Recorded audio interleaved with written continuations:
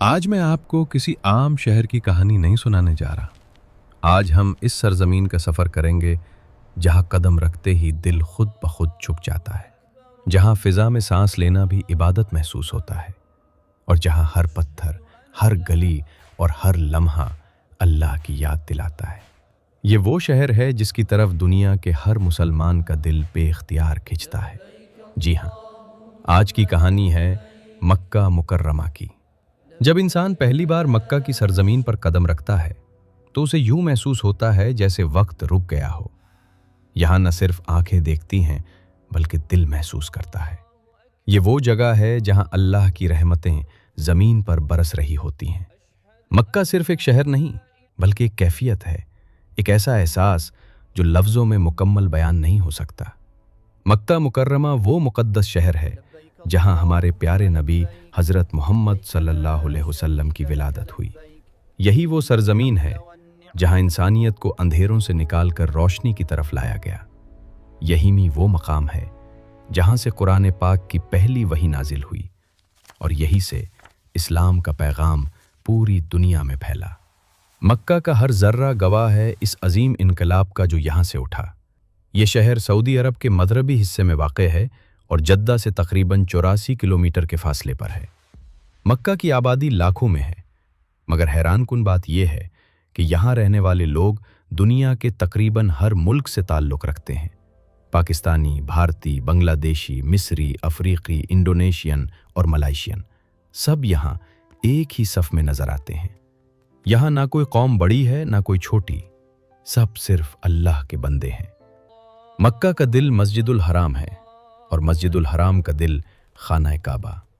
खाना काबा वो घर है जिसे अल्लाह ताला ने अपनी निस्बत दी। जब पहली बार किसी इंसान की नज़र खाना काबा पर पड़ती है तो दिल की कैफियत बदल जाती है। आंखों से आंसू बहने लगते हैं, दिल कांपने लगता है और ज़बान पर बेख्तियार दुआएं आ जाती हैं। इस लम्हे इंसान दुनिया की हर ख्वाहिश भूलकर सिर्फ अल्लाह से जुड़ जाता है। खाना काबा की तारीख़ हज़ारों साल पुरानी है। हज़रत इब्राहीम अलैहिस्सलाम और हज़रत इस्माईल अलैहिस्सलाम ने अल्लाह के हुक्म से इसकी बुनियाद रखी। इब्तिदा में ये एक सादा सी इमारत थी, बग़ैर छत के, मगर अज़मत में पूरी दुनिया से बुलंद। वक्त के साथ मुख्तलिफ अदवार में इसकी तामीर नौ होती रही, मगर इसकी हुर्मत और मकाम हमेशा एक ही रहा। खाना काबा का गिलाफ, जिसे कुस्वो कहा जाता है, दुनिया का सबसे कीमती कपड़ा है। ये खालिस रेशम से तैयार किया जाता है और इस पर सोने और चांदी के धागों से कुरान की आयात करी जाती हैं। इस गिलाफ की तैयारी में महीनों लगते हैं और हर धागा इंतहाई एहतराम और अकीदत से बुना जाता है। ये गिलाफ हर साल तब्दील किया जाता है और इस लम्हे को देखना भी एक रूहानी तजुर्बा होता है। मस्जिदुल हराम इतनी वसी है कि एक वक्त में लाखों लोग नमाज अदा कर सकते हैं। दिन हो या रात, यहाँ तवाफ करने वालों का सिलसिला कभी नहीं रुकता। लब्बैक अल्लाहुम्मा लब्बैक की सदाएं फ़ज़ा में गूंजती रहती हैं और दिल को अजीब सा सुकून मिलता है। मक्का की गलियां जदीद भी हैं और कदीम भी। एक तरफ बुलंदोबाला इमारतें, शॉपिंग मॉल्स और 5 स्टार होटल्स हैं, तो दूसरी तरफ सदियों पुराने बाजार, तंग गलियां और सादा जिंदगी। यहाँ माजी और हाल एक साथ चलते नजर आते हैं। मक्का ने अपनी तारीख को मिटाया नहीं, बल्कि उसे सीने से लगा कर रखा है। मक्का के लोग सादा दिल, मेहमान नवाज और नरम खू होते हैं। यहाँ आने वाले हर ज़ायर को इज्जत और मोहब्बत दी जाती है।